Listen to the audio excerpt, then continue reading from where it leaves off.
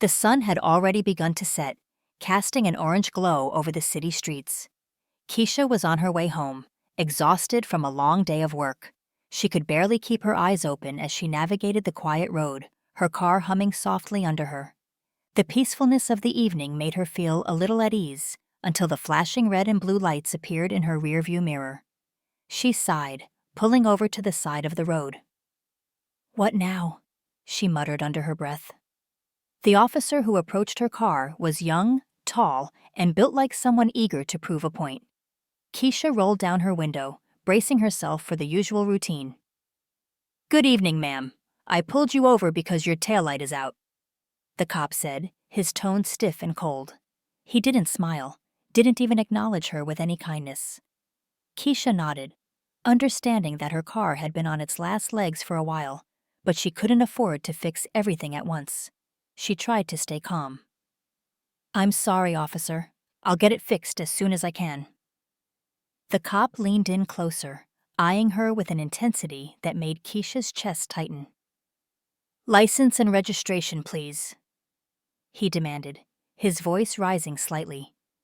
Keisha's heartbeat picked up as she handed over the documents. She couldn't help but feel the usual unease in her stomach when dealing with cops. She had always been taught to be extra careful. Keisha tried to keep her voice steady as she spoke. "Is everything all right, officer?"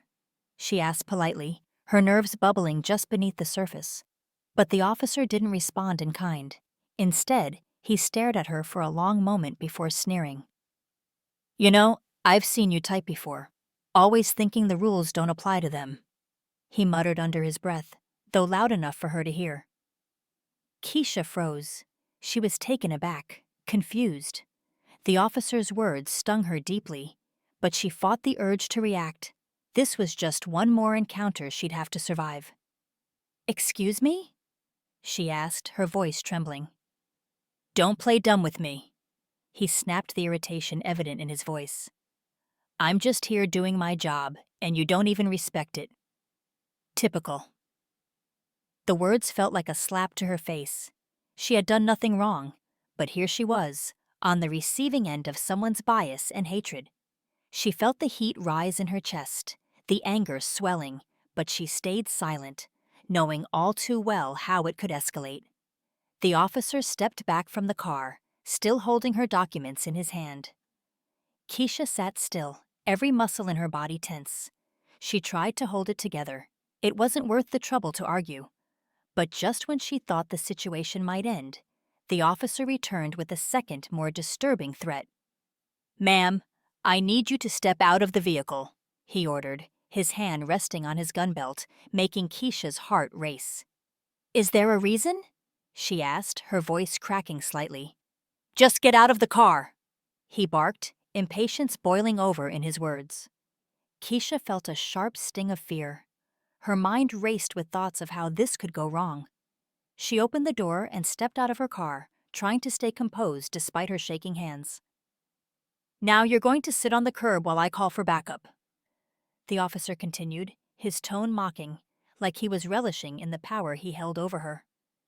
Keisha complied, sitting on the cold curb. It felt as if everything around her was closing in, but she refused to let her fear show. She could feel eyes from nearby houses on her, but she couldn't bring herself to care. The only thing that mattered was surviving this moment, keeping her dignity intact. As the officer spoke into his radio, Keisha stared at the ground, trying to block out the words coming from his mouth.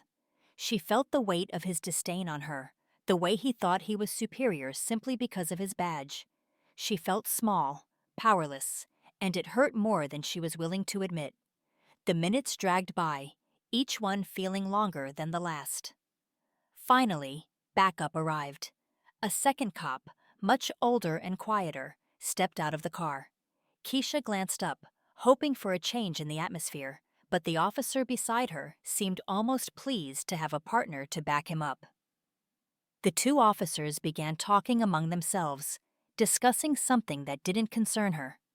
Keisha felt like a fly caught in a web, unable to escape.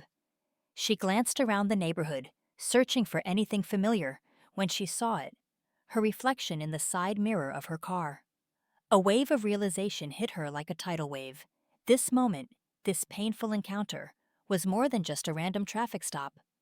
Her identity was about to be revealed. Keisha wasn't just anyone. She wasn't just a woman pulled over on a quiet street. She was the assistant district attorney, known throughout the city for her work fighting for justice.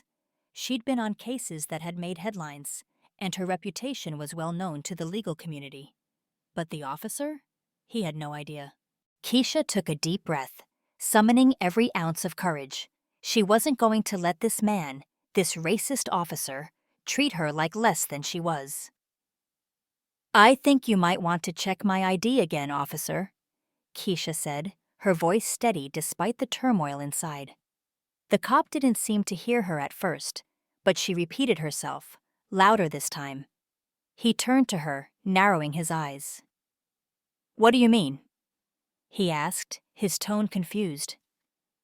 "I said." Keisha's voice dropped with weight. "Check my ID again." The officer hesitated for a moment, then pulled her driver's license from his pocket. He stared at it for a long time, before his expression changed, his eyes widening in shock.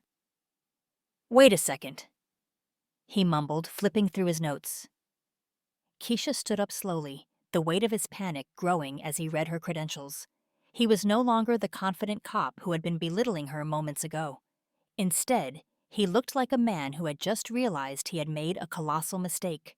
Finally, the words tumbled out of him, barely audible. I didn't know you're the ADA?" Keisha's eyes met his, and for a long, frozen moment, he didn't know what to say. The power dynamic had shifted.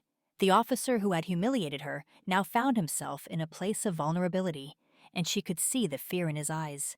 He was a man who thought he could break her, only to realize that she was someone he should have respected all along. The silence between them stretched on for what felt like an eternity. Keisha's anger still simmered, but now it was mixed with something else. Something far colder. "Get back in your car, officer," she said, her voice unwavering. The officer quickly obeyed, too embarrassed and terrified to do anything else. As he got back into his patrol car, the other officer remained silent, looking between Keisha and his partner with a mixture of confusion and shame. The tension was thick, but Keisha had no intention of letting it consume her. She had already won. Keisha turned to her car, hands still trembling but proud. She had faced the worst of people, had been humiliated, belittled, and treated as less than human. But she wasn't broken. She was stronger now, and she wasn't about to let anyone forget it. As she drove off into the night, she knew this wouldn't be the last time she'd face ignorance or hate, but she was ready.